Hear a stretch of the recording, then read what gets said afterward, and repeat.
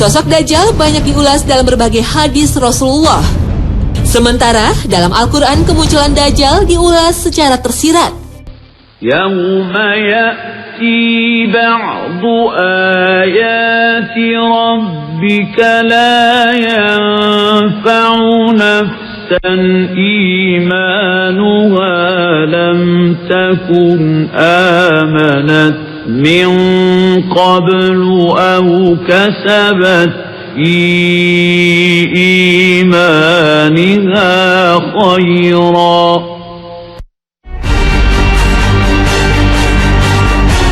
Secara fisik, Dajjal adalah seseorang dari bangsa manusia yang matanya buta sebelah, tapi memiliki ciri khusus. Pada dahinya tertulis sebuah kalimat dalam huruf Arab, yaitu kafaro, yang berarti kafir. Namun tulisan ini tak bisa dibaca oleh semua umat manusia. Hanya kaum yang beriman sajalah yang mampu membacanya. Penampakan fisik Dajjal lainnya adalah bertubuh sangat besar dan berambut amat keriting.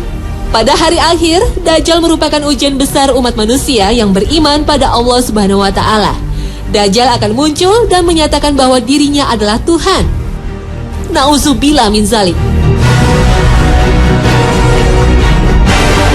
Dajjal akan tinggal di muka bumi selama 40 hari. Tetapi hari kemunculan Dajjal tidaklah sama dengan hari umat manusia. Hari pertama kemunculan Dajjal akan berlangsung selama 1 tahun. Sedangkan hari kedua akan berlangsung selama sebulan. Hari ketiga lamanya seminggu, dan hari keempat serta seterusnya berlangsung selama 24 jam. Sehingga dapat diartikan, Dajjal akan hidup di muka bumi selama 1 tahun, 1 bulan, dan 45 hari.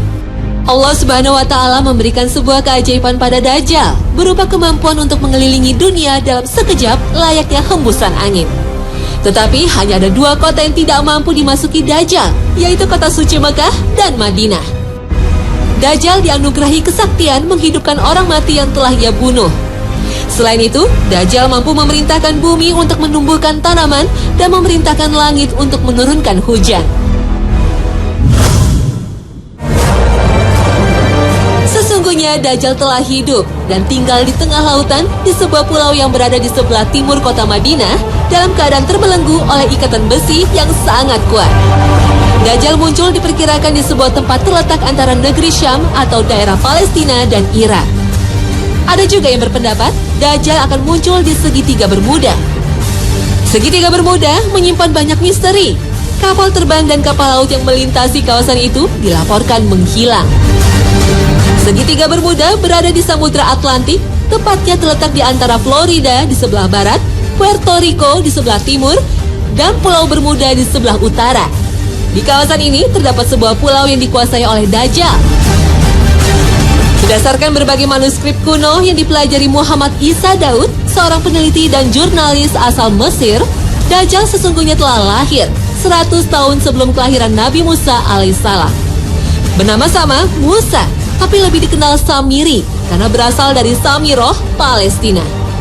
Samiri adalah Dajjal yang akan muncul pada akhir zaman.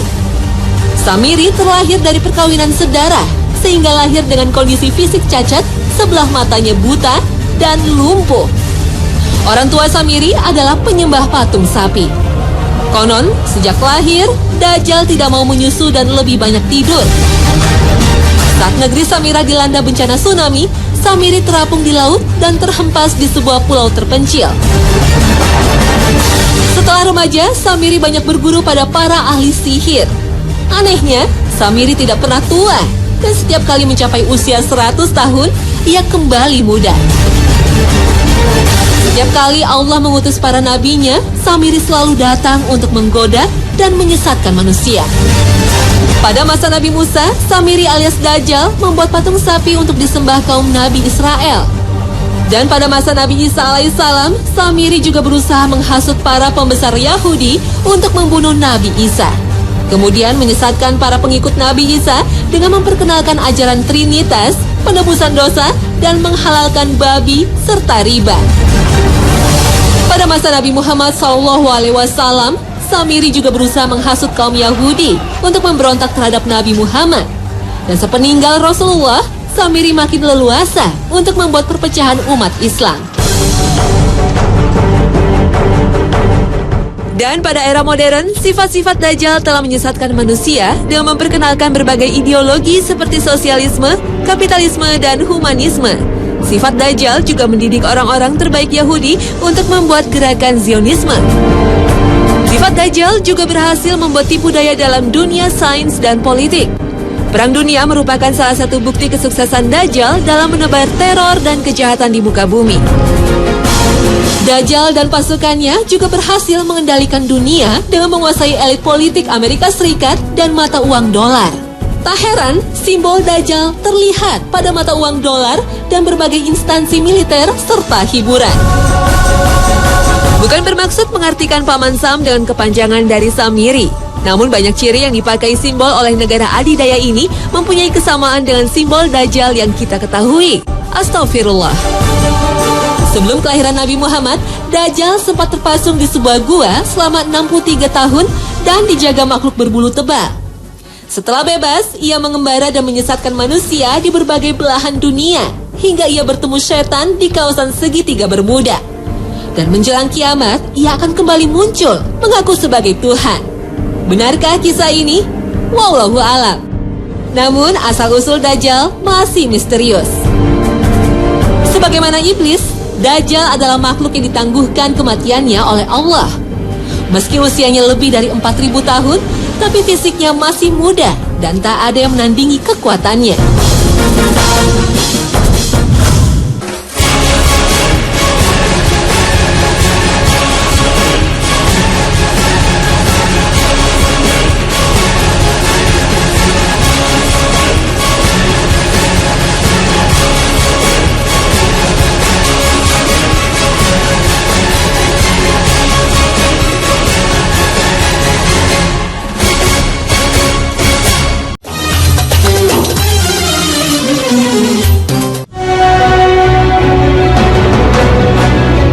Dajjal tidak akan muncul sebelum kedatangan Imam Mahdi. Dalam berbagai hadis, Rasulullah menceritakan sosok Imam Mahdi yang berasal dari keturunannya. Bila tidak tersisa dari dunia kecuali 1 hari, tentu Allah akan panjangkan hari tersebut sehingga Allah utus padanya seorang lelaki dariku atau dari keluargaku. Namanya seperti namaku dan nama ayahnya seperti nama ayahku. Ia memenuhi bumi dengan keadilan. Sesuai dengan sabda Rasulullah, maka Imam Mahdi bernama Muhammad atau Ahmad dengan ayah bernama Abdullah. Sifat fisik Imam Mahdi seperti hadis yang diriwayatkan Abu Daud. Tersingkap rambutnya dari arah kepala bagian depan atau dahinya lebar. Hidungnya mancung, ujungnya tajam, bagian tengahnya agak naik. Secara sederhana, bisa disimpulkan bahwa hidung Imam Mahdi tidak pesek. Imam Mahdi akan hidup dan memimpin dunia selama 7 atau 9 tahun. Hal ini sesuai dengan hadis yang diriwayatkan oleh Ibnu Majah. Selama masa kepemimpinan Imam Mahdi, maka kaum muslimin akan hidup dengan bertabur nikmat dan rezeki dari Allah Subhanahu wa Ta'ala. Kedatangan Imam Mahdi pada dasarnya akan mempersatukan kaum muslimin yang terpecah dan berkelompok-kelompok. Dan setelah mampu mempersatukan kaum muslimin, maka Imam Mahdi menegakkan negara Islam dalam satu bendera. Imam Mahdi di kalangan penganut Syiah diyakini merupakan imam yang ke-12. Imam Mahdi sejatinya telah turun di tahun 356 Hijriah. Namun kaum Syiah percaya bahwa Allah menyembunyikan Imam Mahdi secara gaib dan akan memunculkannya pada saatnya nanti. Imam Mahdi akan mengibarkan panji-panji jihad fisabilillah dan memerdekakan negeri-negeri Islam yang dikuasai oleh kaum kafir. Imam Mahdi akan memimpin berbagai peperangan yang dimulai dari Jazirah Arab, kemudian berlanjut ke negeri Persia dan negeri Rum. Allah memberinya kemenangan.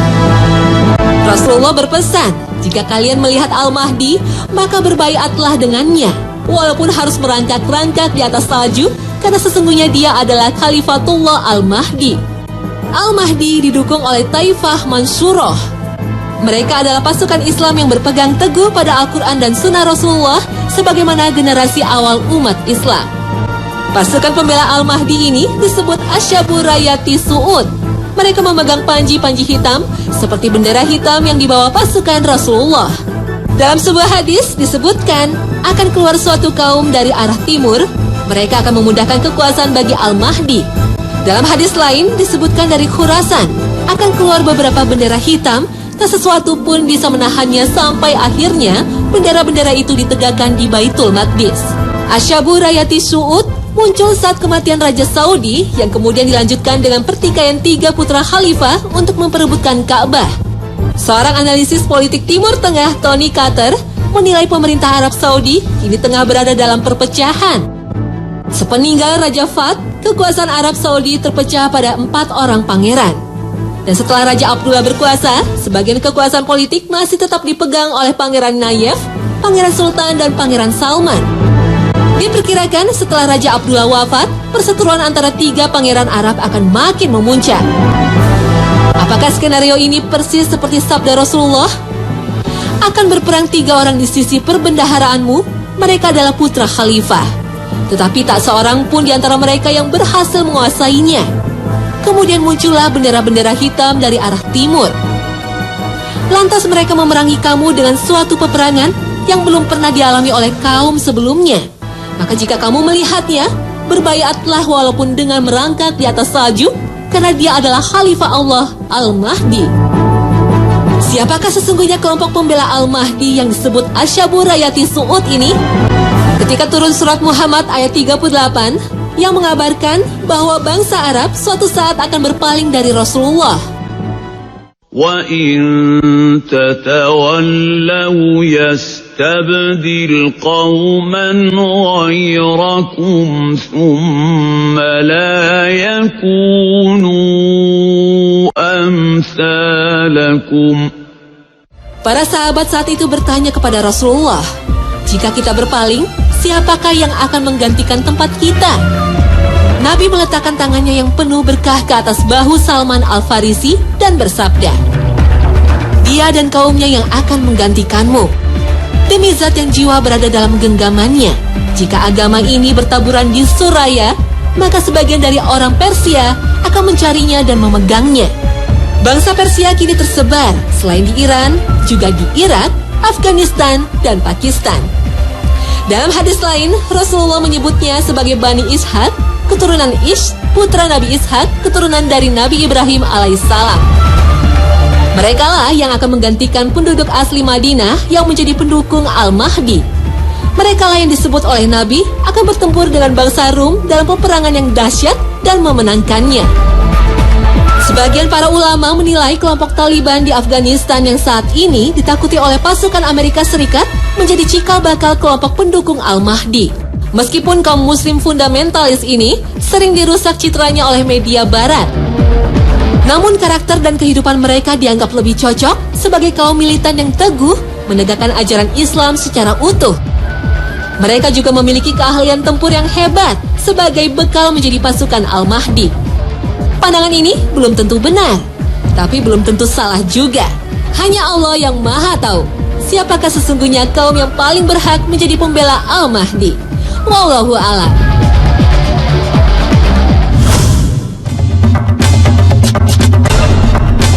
Turunnya Nabi Isa alaihissalam menjadi salah satu tanda besar makin dekatnya kiamat. Ada sekitar 33 hadis sahih.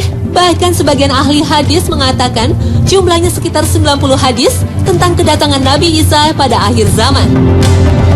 Dalam sebuah hadis, Nabi Isa akan turun di Menara Putih di Damaskus.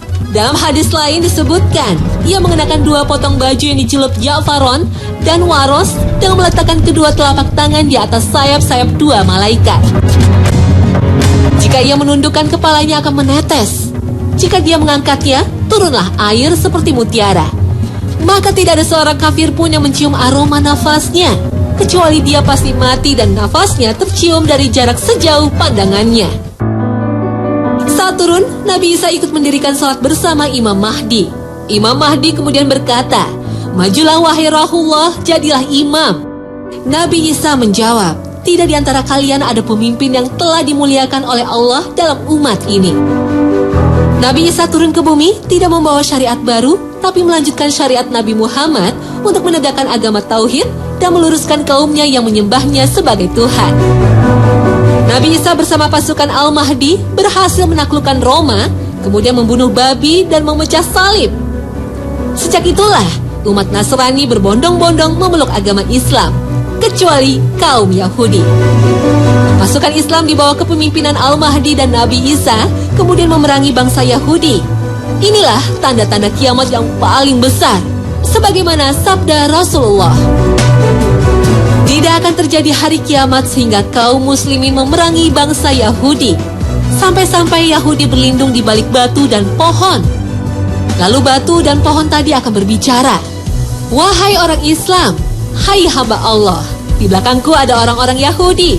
Kemarilah, bunuhlah ia, kecuali pohon Gorkot, sebab ia itu sungguh pohonnya Yahudi." Bangsa Yahudi dipimpin Dajjal akan melakukan perlawanan. Inilah perang terbesar pada akhir zaman.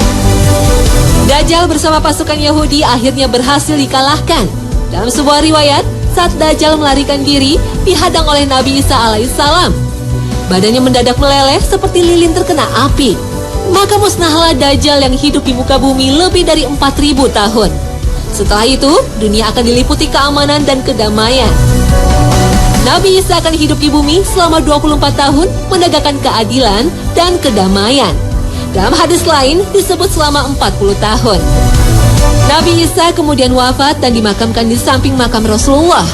Saat ini, makam untuk Nabi Isa yang berada di Masjid Nabawi sudah disiapkan untuk menyambut Nabiullah ini.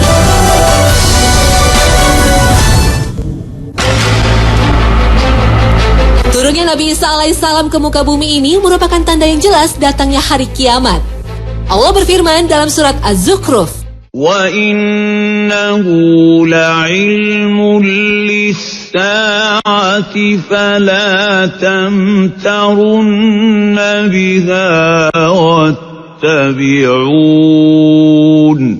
هَذَا صِرَاطٌ مُسْتَقِيمٌ. Dan sesungguhnya Isa itu benar-benar adalah tanda bagi hari kiamat. Karena itu, janganlah kamu ragu-ragu tentang kiamat itu dan ikutilah aku. Inilah jalan yang lurus.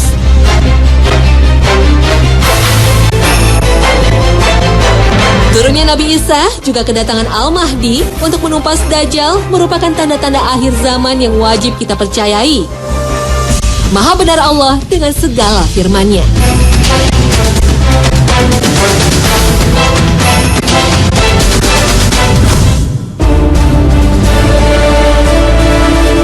Nah pemirsa, inilah akhir kebersamaan kita dalam 3 serial kiamat. Mudah-mudahan kisah kiamat dan tanda-tandanya makin menambah keimanan kita untuk selalu mempersiapkan diri menghadapi hari akhir. Terima kasih atas perhatian Anda dan jangan lupa untuk terus menyaksikan Hasanah yang akan menyajikan berbagai tema yang lebih menarik. Wassalamualaikum warahmatullahi wabarakatuh.